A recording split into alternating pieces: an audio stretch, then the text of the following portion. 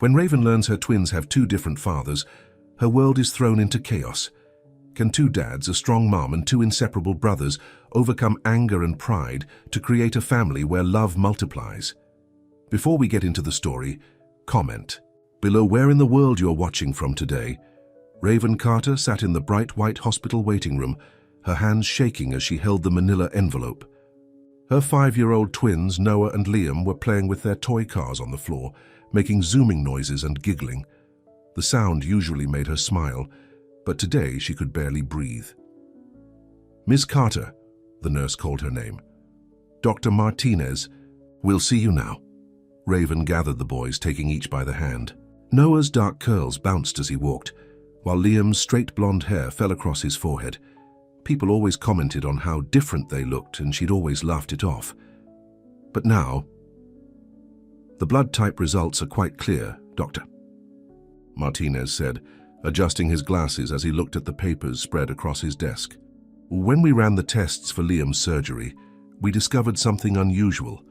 The blood markers indicate that Noah and Liam have different biological fathers." The room started spinning. Raven gripped the arms of her chair, watching as the twins chased each other around the doctor's office. How could this be possible? But as the doctor explained about something called superfecundation, twins with different fathers, memories from that week in college came flooding back. It had been spring break of her senior year. She and Derek had broken up for what felt like the 100th time. That night at the bar, she'd met James Weston, tall, confident, with those piercing blue eyes, just like Liam's. They'd spent one night together, and a week later she was back with Derek. "Ms. Carter, are you all right?" Dr. Martinez's voice snapped her back to reality. I need to make some phone calls," she whispered. Back at home, after putting the boys to bed, Raven paced her small living room. The apartment wasn't much, but she'd worked hard to make it a home for her boys. Pictures covered the walls, the twins at their first birthday, their first day of preschool, playing at the park. In every photo, they were together, inseparable. Despite their differences, Derek had been minimally involved in their lives, sending a check every month and showing up for the occasional birthday party. He'd always treated both boys the same, never questioning why Liam looked so different. But now, Raven's hands trembled as she picked up her phone. She had to tell Derek first. He answered on the third ring. "What's wrong?" he asked, his voice gruff. "It's late." "Derek, I need to tell you something about the boys," her voice cracked. "About Liam." As she explained, the silence on the other end grew heavier. Then came the explosion. "You're telling me I've been paying child support for someone else's kid?" "For 5 years." Derek's voice rose with each word. "How could you not know? How could you do this to me?" "I didn't know," Raven cried. "I never thought—" "The boys are brothers, Derek. They've always been brothers." "I'm coming over tomorrow," he said coldly. "We need to talk about this in person." After hanging up, Raven collapsed onto the couch. But she couldn't rest. She had one more call to make. Finding James Weston wasn't hard. He was all over the business news. The young CEO who'd turned his father's company into a billion-dollar empire. Getting past his secretary was harder. "Mr. Weston is in meetings all day," the woman said dismissively. "Please," Raven begged, "tell him it's about something that happened at Palmer University spring break 5 years ago. Tell him it's about his son." The line went silent for a long moment. Then a deep voice came on the phone. "This is James Weston. You have exactly 1 minute to explain yourself." Raven took a deep breath. "My name is Raven Carter. We met at the Blue Room bar during spring break. I have twin boys, and I just found out that one of them, Liam, is your son." The silence that followed felt endless. "Ms. Carter," James finally said, his voice ice cold. "I don't know what kind of scam you're trying to pull, but he has your—" "Eyes," Raven interrupted, "and that little dimple in his chin when he smiles. He's brilliant with numbers, just like you probably were at his age, and I have DNA proof." Another long pause. "My office tomorrow at 2 p.m., James said. "My lawyer will be present." Raven hung up and walked to the boys' room. They were sleeping peacefully, Noah's arm thrown protectively over his brother's shoulder. How could she explain to them that their whole world was about to change? As she watched them sleep, Raven made a promise to herself and her sons. No matter what happened with Derek and James, she would protect her boys. They were brothers, different fathers or not, and nothing would ever change that. But as she lay in bed that night staring at the ceiling, Raven knew their lives would never be the same. Tomorrow she would face both men, Derek with his anger and James with his suspicion. She would have to be strong, not just for herself, but for Noah and Liam.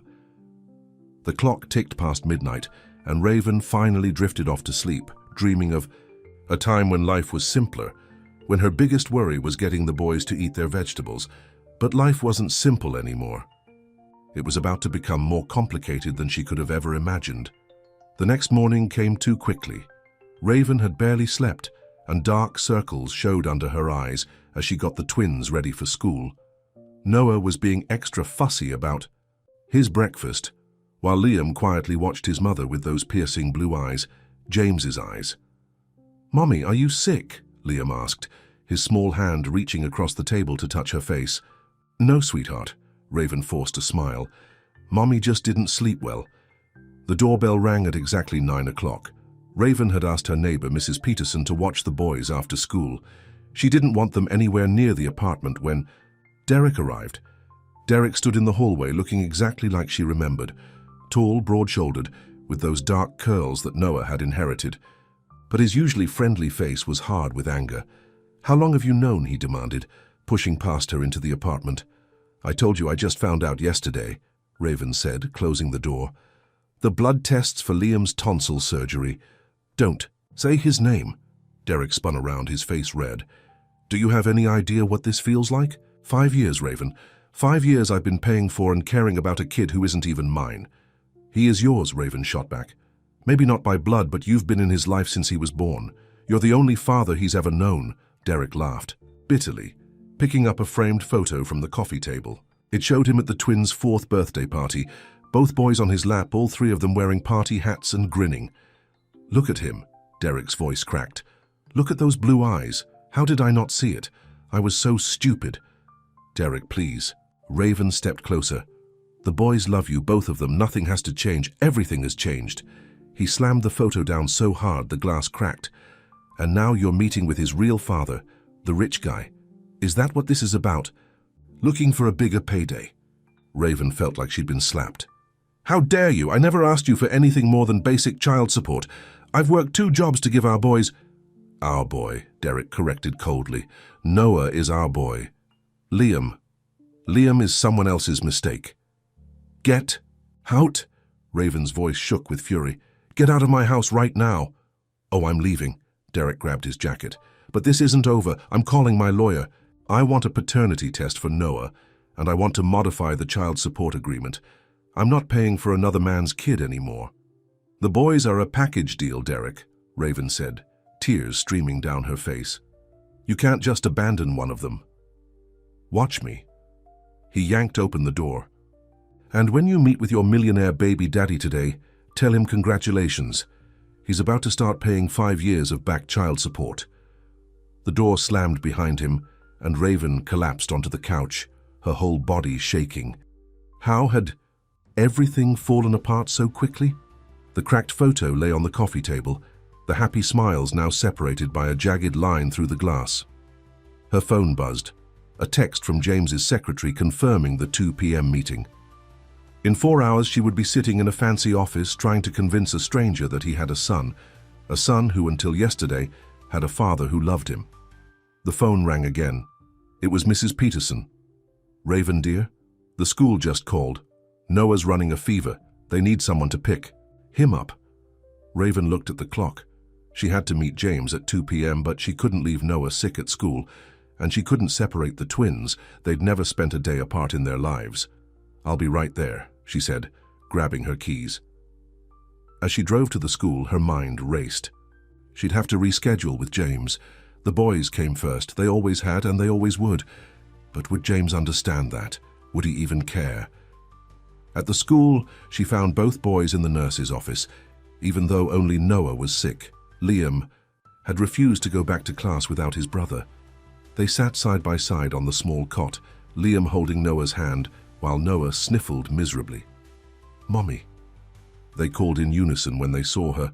Looking at them together, Raven's heart broke all over again. How could Derek not see what was right in front of him? These boys weren't just brothers by chance. They were brothers in their hearts and souls. As she helped them into the car, her phone buzzed again, a text from James. "My time is valuable, Miss Carter. I expect you to be punctual." Raven looked in the rearview mirror at her boys. Noah had fallen asleep against Liam's shoulder, while Liam kept careful watch over his brother. Taking a deep breath, she typed her reply, "I'm sorry, but I have to reschedule. My son, your son, has a sick brother who needs me today. Family comes first. I hope you can understand that." She hit send before she could change her mind. Let James be angry. Let Derek plot with his lawyers. Today her boys needed their mother, and nothing else mattered. But as she drove home, Raven couldn't shake the feeling that this was just the beginning. Derek's fury, James's coldness, and somewhere in between, two little boys who had no idea. Their world was about to change forever. At home, she tucked both boys into her bed, just like she used to do when they were babies. As they drifted off to sleep, Noah clutched his brother's hand. "Love you, Lee," he mumbled. "Love you too, No," Liam whispered back. Raven sat in a chair beside the bed, watching them sleep. Tomorrow would bring more battles, more complications, more hearts to break and mend. But for now, in this quiet moment, she held on to what really mattered. The unshakable bond between two brothers and a mother's love strong enough to weather any storm. 2 days after Noah's fever broke, Raven finally stood in the gleaming lobby of Western Enterprises. The building was all glass and steel, reaching up into the clouds like something from another world. She felt out of place in her simple blue dress, the nicest thing she owned, but nothing compared to the designer suits that rushed past her. "Ms. Carter?" A slim woman in a black suit approached. "I'm Margaret, Mr. Weston's executive assistant. Please follow me." The elevator ride to the top floor was silent. Raven clutched her purse, which held the DNA test results and photos of Liam. Her hands were shaking, but she forced herself to stand straight. She wouldn't let James Weston intimidate her. The conference room had a view of the entire city. 3 men in expensive suits waited inside. James Weston and 2 lawyers, Raven guessed, but she could only focus on James. He looked even more successful than his pictures in the business magazines, with that same blonde hair and blue eyes that Liam had inherited. "Ms. Carter," James said coolly, not rising from his chair. "Please sit." One of the lawyers spoke first. "Before we begin, we want to make it clear that any claims you make will need to be verified by independent testing." "I understand." Raven opened her purse.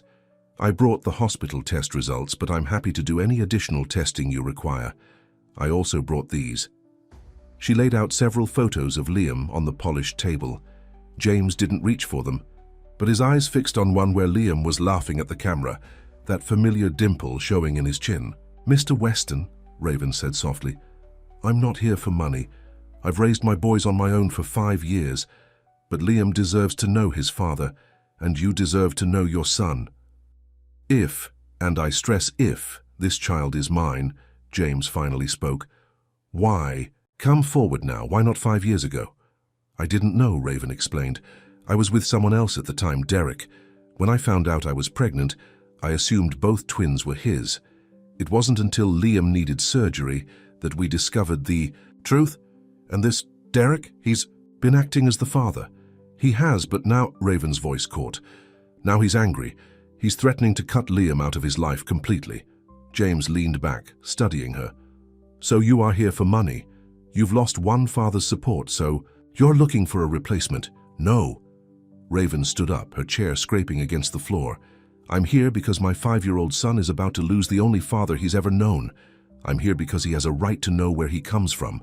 And yes, maybe I'm here because I look at you and see the same determination in Liam's eyes, the same quick mind. And I think maybe, just maybe, you might want to know this amazing little boy who shares your blood." The room fell silent. The lawyers exchanged glances, but James kept his eyes on Raven. For the first time, his cold mask slipped slightly. "Tell me about him," he said quietly. Raven sat back down, pulling out more photos. He taught himself to read at 3. He can already do multiplication in his head. He loves building things. He turned all my Tupperware into a city last week. She smiled at the memory. But most of all, he has the biggest heart. When his brother was sick this week, Liam wouldn't leave his side, not even for a minute. His brother, James frowned. The other twin, they're close, inseparable, Raven said firmly, which is something you need to understand. Liam and Noah are a package deal. If you want to be part of Liam's life, you have to accept that he comes with a brother who loves him more than anything in this world. James stood up suddenly, walking to the window. The lawyers started to speak, but he held up his hand to silence them. I grew up alone, he said, still looking out at the city. My father was too busy building this company to spend time with me. When he died last year, do you know what his last words were? Don't let the shareholders down. He turned back to face Raven. I swore I'd never have children. I didn't want to repeat his mistakes. Liam isn't a mistake, Raven said softly. He's a gift, and it's not too late to be different from your father. James picked up one of the photos. Liam at his last birthday, frosting all over his face. For the first time, a small smile touched his lips. I want a DNA test, he said finally. But not just to prove paternity. I want to know my son. The lawyers immediately started discussing schedules and procedures, but Raven barely heard them. She was watching James, who couldn't seem to take his eyes off Liam's photos. He has a science fair next week, she said suddenly. If you'd like to come. Just to observe, she added quickly. We don't have to tell him anything yet. James nodded slowly. Text Margaret the details. He paused. Does he like science? He loves it. He's building a model of the solar system. He insisted on making Pluto, even though his teacher said it's not a planet anymore. He said every planet deserves a chance. For the first time, James laughed, a genuine warm sound. I did the exact same thing in my 4th grade science fair. As the lawyers wrapped up the meeting and Margaret showed her out, Raven felt a glimmer of hope. James wasn't at all what she'd expected. Behind that cold exterior, she'd seen something familiar. The same spark of curiosity and determination she saw in Liam every day. In the elevator, her phone buzzed with a text from Mrs. Peterson. Boys asking when you'll be home. Liam's made something special for you. Raven smiled, typing back that she was on her way. As she walked through the lobby, she caught her reflection in the glass walls. She still looked out of place in this world of wealth and power. But maybe, just maybe, she'd found something here that money couldn't buy, a chance for her son to know his father. Outside, the city was bathed in late afternoon sunlight. Raven took a deep breath of the spring air, thinking about all the changes ahead. Derek's anger still hurt, and James was still largely a mystery. But somewhere between these two fathers was a path forward, a way to give her boys the family they deserved. She just had to find it. Noah noticed it first. His daddy didn't pick them up for their usual Saturday morning pancakes that weekend. When he asked Mommy why, she said Daddy was busy with work. But Noah saw the tears in her eyes when she thought he wasn't looking. Is Daddy mad at us? Noah whispered to Liam that night, as they lay in their bunk beds. Noah had the top bunk, but he always hung his head down to talk to his brother. I don't know, Liam whispered back, but Mommy's been crying a lot. The next week at school, their teacher, Miss Thompson, asked everyone to make Father's Day cards. Noah made his with red paper, Daddy's favorite color, but when he looked over at Liam's desk, his brother wasn't making a card at all. Don't you want to make one for Daddy? Noah asked during recess. Liam kicked at the wood chips under the swing. Set? I heard Daddy yelling at Mommy on the phone. He said I wasn't his real kid. Noah jumped off his swing. That's stupid. Of course you're his kid. We're twins. But we don't look the same, Liam said quietly. Everyone always says so. That afternoon, when Mommy picked them up from school, she could tell something was wrong. Noah was being extra protective of Liam, holding his hand and glaring at anyone who came near them. Sweetheart, what's wrong? She asked as they walked to the car. Mommy, tell Liam that Daddy is his daddy too, Noah demanded. Tell him. Raven felt her heart break. She'd been dreading this moment. Let's go get ice cream, she said.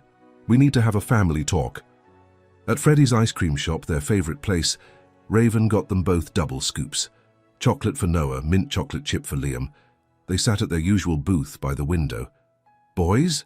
she started, watching their small faces. "Sometimes families are complicated.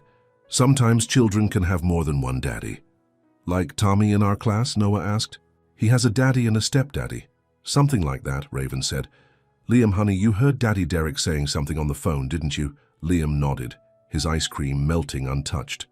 "The truth is, Liam has another daddy, someone I knew a long time ago. His name is Mr. Weston and he's just finding out about Liam now." "But I don't want another daddy." Liam's lower lip trembled. "I want our daddy." "Yeah." Noah wrapped his arm around his brother. "We share everything. We have to share the same." "Daddy too." Raven reached across the table, taking both their hands. "Listen to me, both of you. Having different daddies doesn't change the most important thing. You're brothers, best friends. Nothing will ever change that." "Promise?" both boys said at once. "I promise." Raven smiled through her tears. That night, she heard the boys whispering. Again after bedtime, she stood quietly outside their door listening. "I'll share my daddy with you," Noah was saying.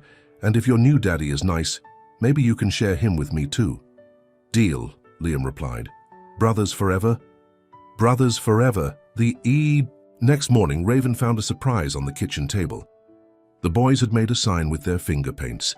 In big, wobbly letters it said, "Best brothers ever," with their handprints underneath. Noah's in red, Liam's in blue. But their world was about to get more complicated.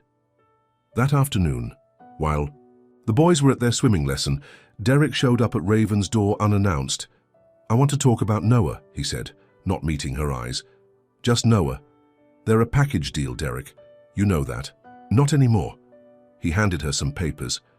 "My lawyer drew these up. I'm filing for partial custody of Noah." "Only Noah?" Raven felt like she'd been punched in the stomach. "You can't do this to them. They've never spent a night apart." "I'm their father," Derek snapped.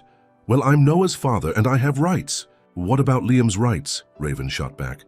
"The right to keep his brother, the right to not feel abandoned by the only father he's ever known?" "That's not my problem anymore," Derek said coldly. "James Weston can deal with it. I hear he's been showing up at school events, watching from his fancy car. Let him take care of his own kid." Raven froze.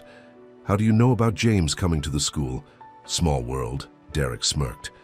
"My buddy Tom works security there. Says Weston's showed up 3 times this week just watching. Guess rich guys have nothing better to do than stalk their secret love children." Before Raven could respond, she heard voices in the hallway. The boys were back early from swimming. She quickly shoved the custody papers in a drawer. "Daddy!" Noah ran in, his hair still wet from the pool. But he stopped short when he saw Derek's face. Liam hung back in the doorway, uncertain. Derek hugged Noah but didn't even look at Liam. "Hey, buddy, how about you and me go get some pizza, just us guys?" "Can Liam come?" Noah asked immediately. Derek's jaw tightened. "Not today, sport. Today's just for us."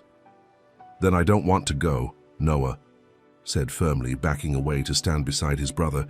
"We always do everything together." Derek's face darkened. "Noah, come on. Don't you want to spend time with your real dad?" "Derek," Raven snapped. "That's enough." But the damage was done. Both boys had tears in their eyes now. Noah grabbed Liam's hand and ran to their room, slamming the door. "Get out," Raven said, her voice shaking with fury. "Get out of my house and don't come back until you can treat both my sons with love and respect." After Derek left, Raven found the boys in their usual spot, the bottom bunk, huddled together under Liam's space-themed blanket. They were playing their favorite game, making up stories about twin astronauts who explored the galaxy together. "Can we have ice cream for dinner?" Noah asked hopefully. "Again?" Raven raised an eyebrow. "We just had ice cream yesterday." "But we're sad," Liam explained seriously. "And ice cream helps with sad." Raven couldn't argue with that logic. "Okay, but just this once. And don't tell Miss Thompson." As she watched them eat their second ice cream in 2 days, Raven's phone buzzed. A text from James. "Saw the boys at swimming today. Liam's form is excellent. Noah's very protective of him. They seem special together." Raven smiled slightly. Yes, they were special. And no matter what Derek or his lawyers tried, no matter what changes James might bring to their lives, nothing would break the bond between her sons. But as she looked at the custody papers hidden in her kitchen drawer, she knew the real battle was just beginning. How could she protect their precious bond when the adults in their lives seemed determined to tear it apart? The lawyer's office was cold, despite the summer heat outside. Raven sat alone, surrounded by men in expensive suits. Derek's lawyer, James's lawyer, and her own attorney, Linda Martinez, whom she could barely afford. "Let's be clear about what's on the table," Derek's lawyer began. "My client is seeking sole custody of Noah Carter every other weekend, plus 2 weeks during summer vacation. And as we've stated repeatedly," Linda countered, "Ms. Carter objects to any arrangement that separates the twins." "The boys aren't legally twins anymore," Derek's lawyer smirked. "They're half-siblings at best." Raven gripped the arms of her chair, forcing herself to stay calm. She thought about the boys at home with Mrs. Peterson, probably playing their favorite superhero game. They had no idea their family was being torn apart in this sterile conference room. James's lawyer cleared his throat. "Mr. Weston is prepared to make a generous offer. Full financial support for Liam's education, healthcare, and living expenses. Additionally, he would like to begin supervised visitation." "How generous," Derek sneered from his corner. "The millionaire wants to play daddy now. At least he's not trying to separate brothers," Raven shot back. "Enough," Linda raised her hand. "This isn't helping anyone. We need to focus on what's best for the children." The meeting dragged on for hours. By the time Raven got home, she was exhausted. But she forced a smile as she walked through the door. "Mommy," the boys rushed to hug her. "We made dinner." Mrs. Peterson gave her a sympathetic look over their heads. They insisted on helping. "It's just mac and cheese," but they stirred very carefully. After dinner, while the boys were getting ready for bed, Mrs. Peterson pulled Raven aside. "That James Weston called again," she whispered. "He dropped something off for Liam, some kind of science kit. I put it in your room." Raven found the package on her bed. It was a professional-grade telescope, far nicer than anything she could ever afford. A note was attached. "I had one just like this when I was his age, James."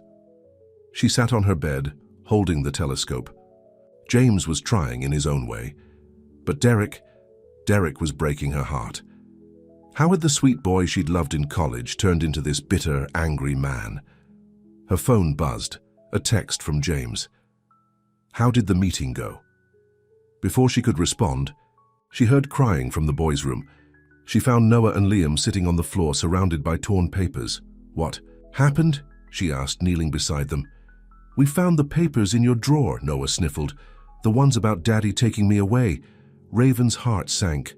"Oh, babies, I don't want to go." Noah wrapped his arms around Liam. "You can't make—" "Hey, nobody's going anywhere," Raven promised, pulling both boys into her lap.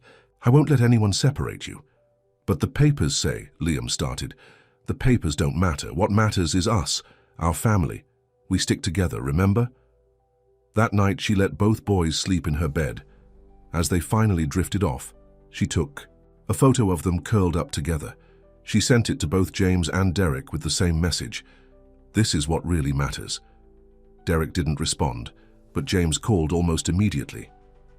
"I've been thinking," he said without preamble. "What if I buy out Derek's custody claim?" "What?" Raven sat up straighter.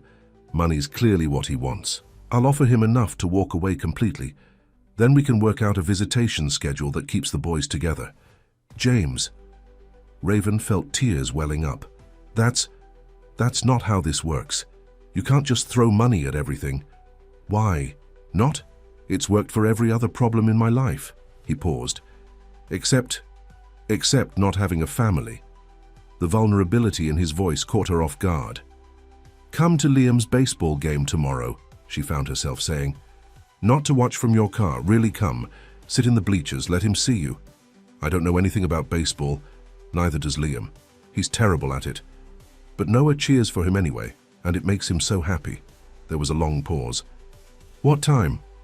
The next afternoon, James Weston stood out like a sore thumb at the Little League field in his designer suit. But he stayed for the whole game, watching intently as Liam struck out 3 times, and finally hit a wobbly ground ball that somehow turned into a home run because the other team kept throwing the ball away. Noah's screams of, "Go, Lee, go, go!" "Guk!" could be heard across the field. And when Liam crossed home plate, his brother was the first to tackle him in a hug. James approached them after the game, awkward but trying. "That was quite a hit," he said to Liam. Liam looked up at the tall stranger, suddenly shy. "Noah says I just have to believe in myself." "Noah sounds very wise," James smiled.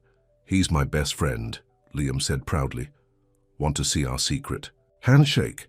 The boys launched into an elaborate series of claps, fist bumps, and wiggling fingers that made James laugh despite himself. "Mom says you're my other dad," Liam said suddenly. "Are you going to take me away from Noah like Daddy Derek?" "Wants to take him away from me?" James knelt down, looking into those blue eyes so much like his own. "No," he said firmly. "I would never do that. Promise? I promise." Later that night, James called his lawyers. "Drop the separate visitation request," he ordered. "From now on, we do this Raven's way. The boys stay together." But just as one father was opening his heart, another was hardening his. Derek filed his custody suit the next morning, demanding immediate action. The court date was set for 2 weeks away. As Raven marked it on her calendar, she realized it fell on the boy's 6th birthday. Some birthday present, she thought bitterly. Instead of a party with cake and presents, her sons might be forced apart for the first time in their lives, unless she could find a way to stop it. Unless she could make both fathers see what she saw every day, that the love between brothers was more precious than any legal document, any DNA test, any adult's wounded pride. She looked at the torn custody papers on her desk, then at the expensive telescope still in its box, and finally at the photo of her sleeping boys on her phone. Somewhere between these pieces lay the answer. She just had to be strong enough to find it. For her boys, she would be. James Weston had never felt more out of place than he did sitting on a plastic chair in Raven's small apartment, watching the twins build a massive fort out of blankets and kitchen chairs. He'd come to drop off some papers from his lawyer, but somehow ended up staying for dinner. Pizza ordered from the boys' favorite place around the corner. "Mr. James," Noah called out, "you have to see our fort. It's the best one ever." James hesitated, looking down at his $1,000 suit, but Liam was already grabbing his hand, pulling him toward the blanket cave. "You have to crawl," Liam explained seriously. "It's the rules." To Raven's amazement, James Weston, CEO of a billion-dollar company, got down on his hands and knees and crawled into the fort. She quickly grabbed her phone to record the moment. Inside the fort, the boys had created their own world. Christmas lights stolen from their room twinkled overhead, and their tablet played quiet space sounds, whooshing stars and distant galaxies. "This is Mission Control," Noah announced in his best grown-up voice. "Captain Liam, report." "Houston, we have a problem," Liam giggled. "There's a businessman in our spaceship." James found himself laughing, really laughing, for the first time in years. "Maybe this businessman wants to be an astronaut too." "You can be our alien friend," Noah decided generously. "But you have to know the secret password." "Which is?" "Both." Boys shouted at once, "Brothers forever!" Something shifted in James's chest as he watched them play. He thought about his own childhood, about lonely dinners with nannies while his father worked late. He'd had every material thing he could want, but he'd never had this simple joy, this unshakable bond with another person. Later, after the boys were in bed, James helped Raven clean up the fort. "They're amazing together," he said quietly, folding a blanket. "I've never seen anything like it." "They've never known life without each other," Raven replied. "Which is why this custody battle is killing me. Derek's court date is in a week, James. 1 week until he might tear them apart." James was quiet for a moment, thinking, What if I testified? What? At the custody hearing.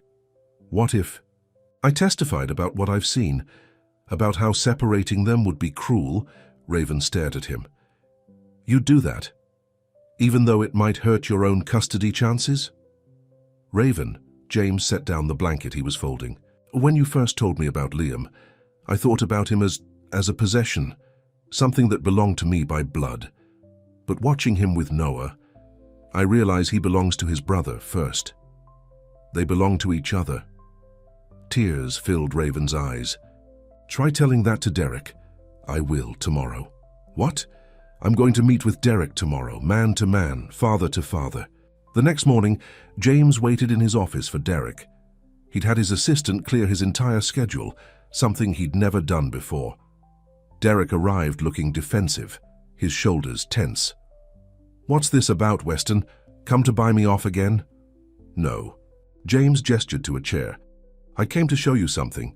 He played the video from his phone, the boys in their fort playing astronauts. Their laughter filled the expensive office. So what? Derek's voice was harsh, but his eyes stayed on the screen. They're kids, they play. They're brothers, James corrected. And we're about to destroy their world because of our own pride. Pride?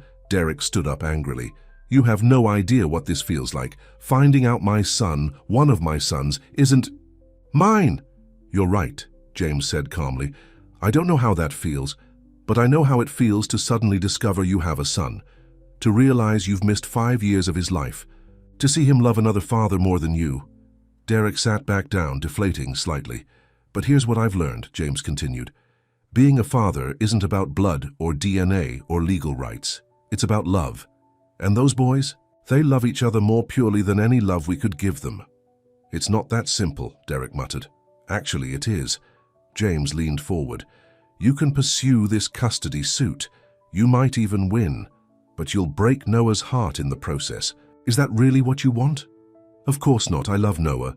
Then love what he loves, and Noah loves his brother. Derek was quiet for a long time, watching the video play again. The boys' laughter echoed in the silent office. Remember when they were babies, he finally said. How they wouldn't sleep unless they were touching hands through the crib bars. James smiled sadly. I wish I did. I missed all of that. But you were there. You loved them both. I did, Derek whispered. I still do. Even Liam. God help me, even knowing he's not mine, I still love that little boy. Then help me stop this madness, James said. Work with me, with Raven, to find a way we can all be in their lives without tearing them apart. Before Derek could answer, James's phone buzzed. A text from Raven. 911, boys' school called. Noah fell on playground, at emergency room. Liam hysterical. Both men were on their feet instantly. I'll drive, James said, grabbing his keys. At the hospital, they found Raven trying to comfort a sobbing Liam, while doctors examined Noah's arm. It's broken in 2 places, the doctor was saying. He'll need a cast. I want to see him. Liam cried. Please, Mommy. Let him in, Noah's voice called from the exam room. I need my brother. The doctor looked at Raven, who nodded. Liam ran to Noah's side, carefully taking his good hand. Does it hurt bad? He asked anxiously. Nah, Noah tried to smile through his tears. I'm super brave. Like you. Derek and James stood in the doorway watching. 2 fathers, watching 2 brothers, seeing for the first time what really mattered. I'll call my lawyer in the morning, Derek said quietly. Tell him to drop the custody suit. James nodded. And I'll have mine draw up a new agreement, one that keeps them together, no matter what. Later, when Noah was sporting a bright blue cast that both brothers had decorated with spaceship stickers, Raven found a moment alone with both men.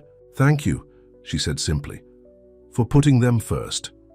They taught us how, James replied, watching as Liam helped Noah drink his juice with a straw. And in that hospital room, surrounded by beeping machines and the smell of antiseptic, 3 adults finally learned what 2 little boys had known all along, that love doesn't divide when it's shared, it multiplies. The first Sunday dinner was a disaster. James had insisted on hosting at his penthouse apartment, wanting to make the boys feel comfortable in his home. But the formal dining room with its crystal chandelier and antique furniture made everyone nervous, especially when Noah accidentally spilled his grape juice on the expensive white carpet. I'm sorry. Noah burst into tears, clutching his still-casted arm to his chest. It's fine, James said quickly, but his housekeeper was already rushing over with cleaning supplies, muttering in Spanish. Maybe we should go. Raven started to stand, but Derek, who had also been invited, spoke up. No way, the boys have been excited about this all week. Right, guys? Liam nodded, but he was holding Noah's good hand protectively, like he always did, when his brother was upset. "How about we move this party to the kitchen?" James suggested. "It's more comfortable there." In the large professional kitchen, with its gleaming stainless steel appliances, they found a new problem. The chef James had hired had prepared an elegant meal of coq au vin and roasted vegetables. "I want chicken nuggets," Noah whispered to his mother. "Me too," Liam agreed. James overheard them and surprised everyone by rolling up his sleeves. "Who wants to help me make the world's best grilled cheese sandwiches?" Both boys' faces lit up. Soon the expensive dinner was forgotten, as James taught them how to butter the bread just right and add the perfect amount of cheese. Derek found himself grating extra cheese, while Raven discovered a can of tomato soup in the pantry. "My mom used to make this for me," James told the boys as they all sat around the kitchen island. "Before she died, it was the only thing she knew how to cook." "Our mom makes the best spaghetti," Liam said proudly. "With meatballs," Noah added.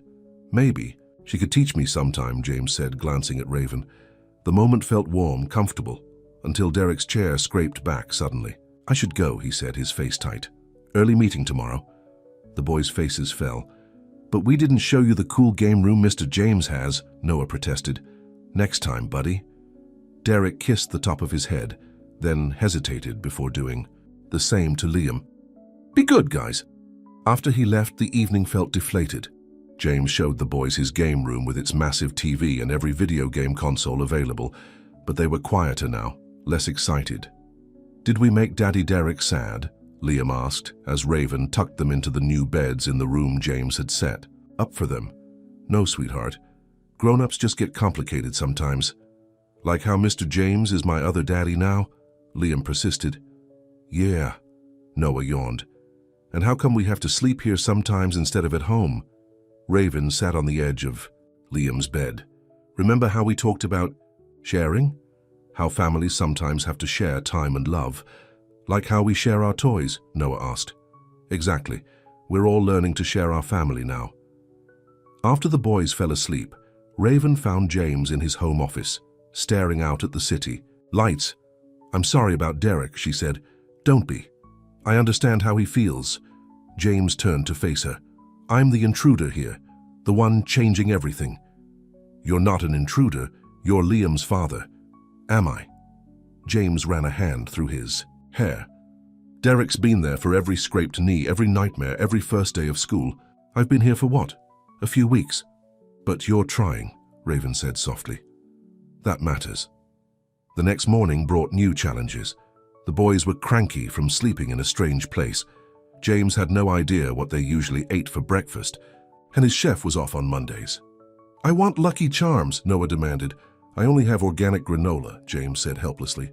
"I want to go home," Liam started crying. Raven stepped in, finding bread and eggs in James's pristine kitchen. "How about French toast?" As she cooked, James watched her with the boys, how she knew exactly what each one needed. A tissue for Liam's tears, a gentle reminder for Noah to take his medicine for his arm, a smile that made them both feel safe. "You make it look so easy," he said when the boys were occupied with their breakfast. "It's not easy. It's just love." That evening, when Raven took the boys home, James called Derek. "We need to talk," he said, "about how to make this easier for them." They met at a bar, neutral territory. Both men were stiff at first, but after a few drinks, the tension eased. "I miss them," Derek admitted. "Every day they're not with me, even Liam, especially Liam." "They miss you too," James said. "Noah wouldn't play the new video games I got them. Said he was waiting to play with you." "Yeah?" Derek smiled slightly. "He loves those racing games." "I wouldn't know," James sighed. "I'm still learning everything about them, like how Liam won't eat anything green except green M&Ms. Derek laughed. "Or how Noah has to sleep with his stuffed penguin, but he pretends he doesn't need it anymore because he's a big boy." "Tell me more," James said, signaling for another round. "Tell me everything I missed."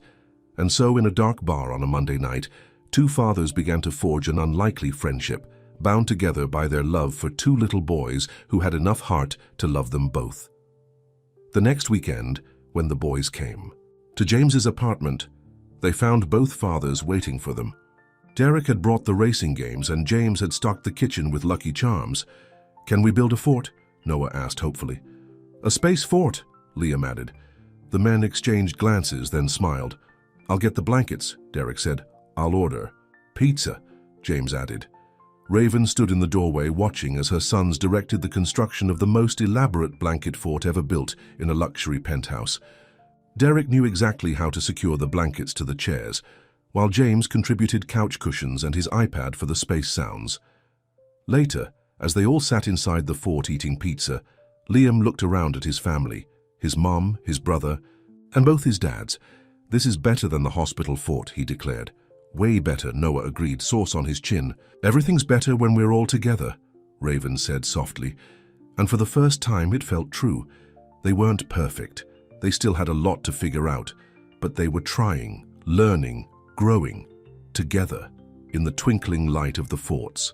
Christmas lights, 4 adults and 2 children, began to understand that family isn't about blood or DNA or legal papers. It's about love, about choice, about making room in your heart for more than you thought possible. It's about building forts in penthouses and eating pizza on silk throw pillows. It's about letting go of pride and holding on to what matters. It's about 2 little boys who taught 4 grown-ups how to love without limits. Eleanor Hall had always been proud of her perfect family image. Her Christmas cards were legendary in their social circle, everyone perfectly coordinated in matching sweaters, smiling just so, which was why the news about her grandson Liam hit her particularly hard. "It's a scandal," she declared, storming into Derek's apartment one Sunday morning. "And now I hear you're playing happy families with this millionaire who suddenly decided to be a father." "Mom, please," Derek sighed. "We're making it work." "Making it work?" Eleanor's voice rose. "By letting another man raise my grandson, and now I hear the boys are spending weekends in his penthouse while you sit around playing video games like some teenager." "They're both my grandsons," Derek said firmly. "Blood or not." "Don't be naive, Derek. That woman tricked you. And now this Weston character. Heir's taking over everything. Your sons, your role as father." "Mom, stop." But Eleanor was just getting started. "I've already spoken to my friend Barbara. Her daughter's a family court judge. There are ways to challenge the custody arrangement, especially given the unusual circumstances." Derek felt his stomach drop. "What did you do?" "I'm protecting our family," Eleanor sniffed. "I've filed a complaint with Family Services. Someone needs to investigate whether this situation is really in Noah's best interest." "You did what?" The next day, a social worker showed up at Raven's apartment. The boys were at school, but the woman wanted to inspect their room, their living. "Conditions, everything. We've received concerns about the children's living arrangements," the social worker explained, making notes on her tablet. "Specifically about them spending time in multiple households with complicated parental relationships." Raven felt sick. "The boys are happy. We've worked everything out." "Multiple father figures can be confusing for children," the social worker said, "and there are questions about the stability of their home environment, given the frequent moves between residences." "Those aren't different residences. They're different parts of their family." But the social worker just made another note. "We'll need to interview the children and all involved parties." When James heard about the investigation, he immediately called his lawyers. Derek rushed over to Raven's apartment, but it was too late. Eleanor had set something in motion that none of them could easily stop. The boys knew something was wrong. They could feel it in the tension when they came home from school, in the way the adults whispered and stopped talking when they entered rooms. "Are we in trouble?" Noah asked one night, crawling into Raven's bed with Liam right behind him. "No, baby, never." "Then why did that lady at school ask us so many questions?" Liam wondered. "About Daddy Derek and Mr. James and where we sleep." Raven pulled them close. "Sometimes grown-ups who don't understand our family think they know what's best for you, but they don't know how special our family is." The next day, Eleanor showed up at James's office unannounced. "Mr. Weston," she smiled coldly, "we need to talk about your role in my grandson's lives." James looked up from his computer. "Mrs. Hall, please sit down." "I'll stand. This won't take long." She placed a thick envelope on his desk. "Inside, you'll find a very generous offer. In exchange, We ask that you step back from this situation. Let Derek raise both boys as he has been doing. You can send birthday cards, maybe see Liam on holidays. James opened the envelope, looked at the check inside, then slowly tore it in half. Mrs. Hall, he said quietly, you clearly love your grandsons, but love isn't about control, it's about wanting what's best for them. And what's best for them is having all of us in their lives. How dare you lecture me about love? I've been their grandmother since the day they were born. Where were you? I wasn't there, James admitted. And that's something I'll regret for the rest of my life, but I'm here now and I'm not going anywhere. Eleanor's face hardened. Then you leave me no choice. My lawyers will— Mom, stop! Derek stood in the doorway, face red with anger. This ends now. Derek, darling, I'm only trying to what? Destroy the peace we've finally found, hurt the boys, because that's all you're doing. I'm trying to protect our family. No. Derek walked over to stand beside James's desk. You're trying to control it.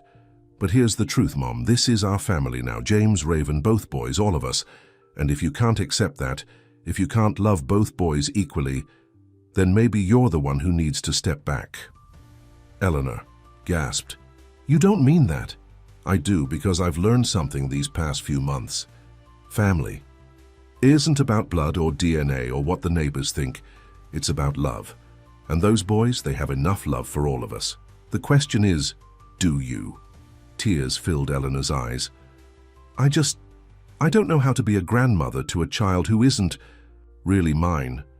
He is really yours, James said softly. Just like he's really Derek's son, even though we share his DNA. Love makes family, Mrs. Hall, not blood. Later that evening, they all gathered at Raven's apartment. James, Derek, and even Eleanor. The boys were showing off their latest school projects, unaware of the drama that had unfolded. Look, Grandma, Liam held up his science project. Mr. James helped me build a real working volcano. And Daddy Derek helped me make my dinosaur. Noah added proudly. Eleanor watched them, these boys who looked so different but moved in perfect sync, finishing each other's sentences, sharing every excitement. The volcano was actually Noah's idea, Liam explained. He's the best at coming up with cool stuff. But Liam's the best at building things, Noah said loyally. We make a good team.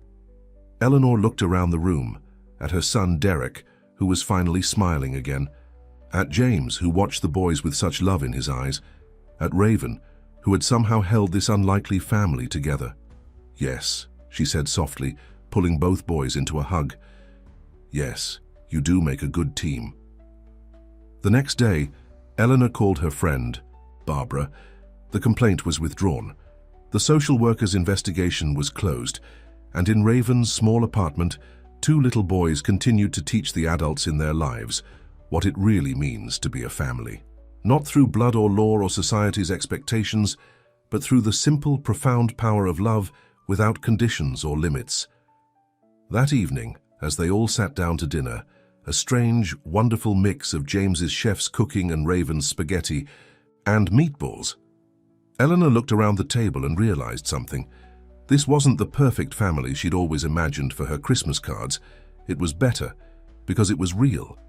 Christmas was coming, and with it came a whole new set of challenges for the newly blended family. The question of where to spend the holidays turned into a diplomatic crisis that would have made the United Nations proud.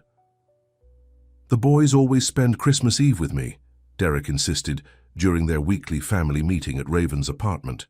But my family has their annual Christmas Eve party, James countered. I want them to meet Liam and Noah too, of course. What about my family? Raven asked quietly. My mom's flying in from Florida. The boys sat at the kitchen table, supposedly doing homework, but actually listening to every word. Noah squeezed Liam's hand under the table. I don't want Christmas to be different, Liam whispered to his brother. Me neither, Noah whispered back. Christmas is supposed to be happy. James overheard them and stepped back from the argument. What if, he started slowly, what if we did something completely new, together? Everyone turned to look at him. My family's lodge in Vermont, he continued. It's big enough for everyone, all of us, Derek, Eleanor, Raven's mum, my family. The boys could have their first white Christmas. Snow. Both boys perked up immediately. I don't know, Derek hesitated. Think about it, James pressed. No more splitting time or rushing between houses. Just one big family Christmas. It could be nice, Raven admitted, imagining her boys playing in the snow. And so, 2 weeks before Christmas, they all found themselves driving up to Vermont. The boys pressed their faces against the car windows, watching the city fade away into snowy countryside. The lodge turned out to be more like a mansion made of logs. Eleanor arrived first, already taking charge of the decorations. Raven's mother, Marie, came next, immediately filling the kitchen with the smell of her famous cookies. And now this is what I call a Christmas miracle, Marie laughed, watching Eleanor direct the staff in hanging garlands, all of us under one roof. The miracle started showing some cracks that evening when James's parents arrived. His father, Richard Weston, took one look at the informal family dinner setting and frowned. I thought we were having a proper Christmas, he said to James, not some casual gathering. Dad, James warned, but Liam had already heard. Don't you want to eat with us? He asked his new grandfather innocently. Richard's face softened slightly. Well, I suppose you can sit by me, Noah offered. We're having pizza and watching Christmas movies. Pizza? Richard looked horrified. It's tradition, Derek explained, coming to the rescue. The boys picked the menu on movie night.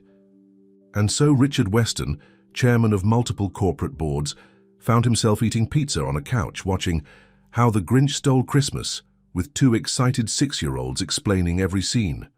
His heart grew 3 sizes, Liam told him seriously. Just like our family grew bigger. Richard wasn't the only one adjusting. Derek struggled watching James teach the boys to ski, something he'd never been able to afford to do. Eleanor and Marie competed over whose Christmas cookies the boys preferred. James's mother, Catherine, kept making subtle comments about Raven's simple parenting style, but the boys were in heaven. They built snowmen with Derek, learned to ski with James, baked cookies with both grandmothers, and soaked up every moment of having their whole family together. The real test came on Christmas Eve.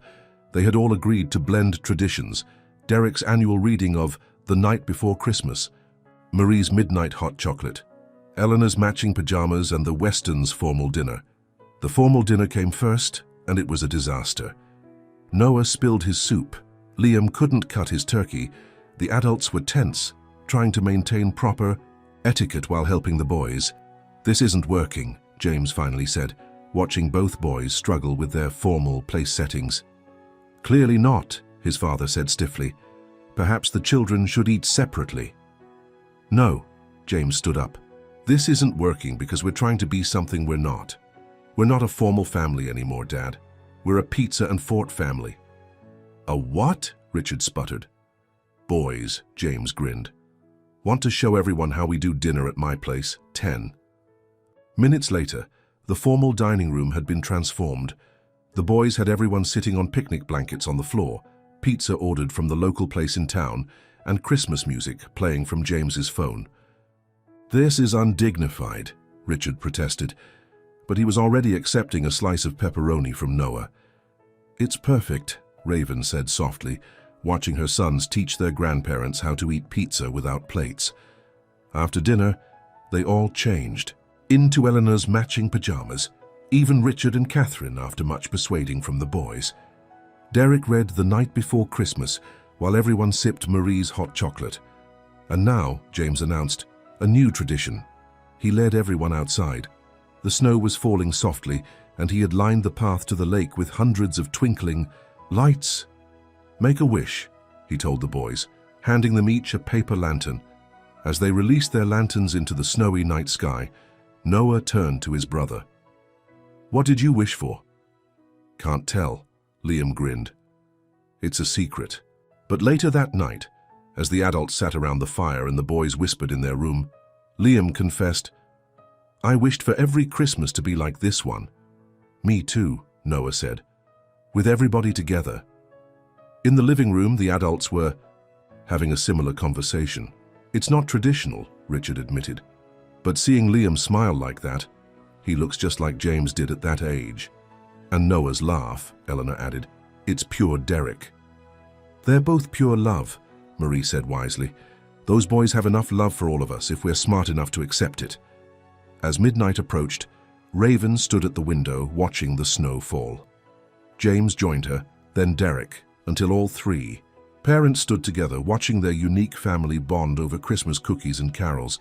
"Thank you," Raven said to both men, "for giving them this." "They gave it to us," Derek replied. "They gave us everything," James agreed. Outside, the snow continued to fall, covering the world in white. Inside, a new kind of family celebrated their first Christmas together, learning that love doesn't divide. When it's shared between houses, between parents, between brothers, it multiplies like magic, like wishes on Christmas Eve, like the love of two little boys who saw no boundaries, only family. 6 months after their magical Christmas in Vermont, spring brought new beginnings for the unconventional family. The boys' 7th birthday was approaching, and instead of the usual stress about separate celebrations, something wonderful was happening. "We're really having the party at the zoo." Noah bounced excitedly in his seat at James's penthouse, where they now had their weekly family dinners. "The whole zoo," Liam added, his blue eyes wide. "Well," James smiled, "I might have rented out the children's section for the afternoon."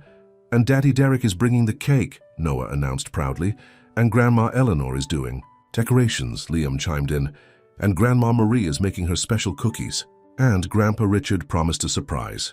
They finished together. Raven watched her boy's excitement from the kitchen, where she was helping James's chef prepare dinner. Over the past month, she'd grown comfortable in this fancy kitchen, just as James had learned to navigate her small apartment's quirks. "They're so happy," James said softly, coming to stand beside her. "All of us together like this." "We've come a long way from that first disastrous dinner," Raven smiled. "Speaking of coming a long way," Derek entered the kitchen holding a thick envelope. "The papers came from the lawyer today." Everyone gathered around the kitchen island, the three parents who had learned to share not just custody, but love itself. "Joint custody," Derek read. "All three of us, legally recognized as parents to both boys. The first case of its kind in the state," James added. "Maybe in the country." Raven wiped happy tears from her eyes. The boys rushed in, sensing something important was happening. "Why are you crying, Mommy?" Noah asked worriedly. "Happy tears, baby. Come here, both of you." They explained the papers in simple terms, how now, legally, they were all family, how Derek and James were both fathers to both boys, how their unique arrangement was now official. "But we already knew that," Liam said matter-of-factly. "We have 2 dads and the best mom ever. And the best brother," Noah added, hugging Liam. The birthday party at the zoo was everything the boys had dreamed of and more. Their school friends rode the carousel and fed the giraffes, while 4 proud grandparents took endless photos. "I can't believe how much they've grown," Marie said to Eleanor, as they watched the boys lead their friends on a safari. "I can't believe how much we've all grown," Eleanor replied, thinking of how far she'd come from those first angry days. Richard Weston's surprise turned out to be a mini-train that circled the zoo's paths, with him proudly playing conductor for all the children. His wife Catherine, who once turned up her nose at informal gatherings, was helping serve hot dogs and cotton candy. "Look at Dad," James nudged Derek. "Who would have thought? Who would have thought any of this?" Derek gestured to their surrounding family. "A year ago I was so angry I could barely see straight. Now you're my best friend," James finished. "Funny how life works out." Later, as the party wound down, Raven found a quiet moment with her boys.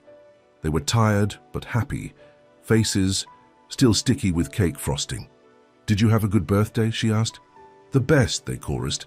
"Better than last year," Noah added, "because everybody's happy now." "Nobody fights anymore," Liam agreed.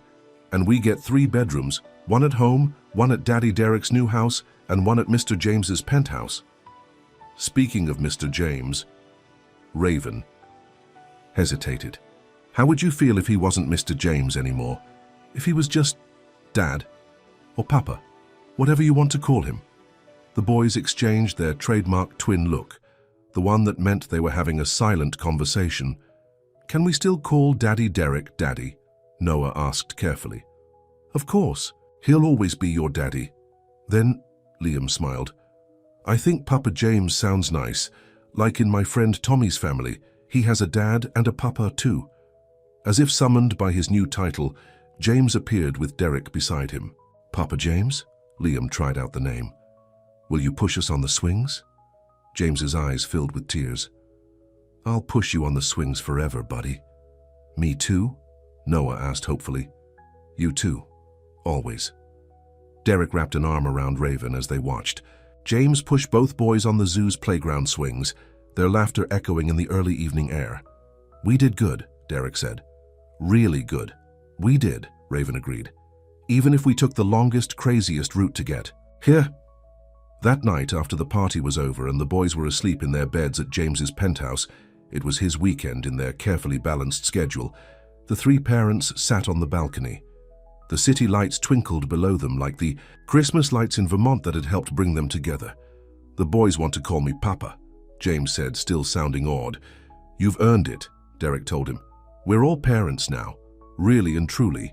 To our boys, Raven raised her glass, who taught us that love isn't about DNA or legal papers or what anyone else thinks. To our boys, the men echoed, who showed us that family is what you make it. Inside, the boys slept peacefully, their new zoo stuffed animals clutched tight. On their bedroom wall hung a new family portrait, not a formal posed photo, but a candid shot from Christmas. Everyone was in matching pajamas, laughing at something now forgotten. The boys were in the center, where they'd always been, surrounded by parents and grandparents who had learned to love beyond boundaries, and taped beside it was a crayon drawing the boys had made in school. It showed two stick figures holding hands, with a whole lot of taller stick figures around them. Above it, in careful first-grade handwriting, they'd written, "Our family is different and perfect." They were right. Their family was different, but in all the ways that mattered. In love, in laughter, in the simple joy of two brothers who had enough love to share with three parents and four grandparents, it was absolutely perfect. The end.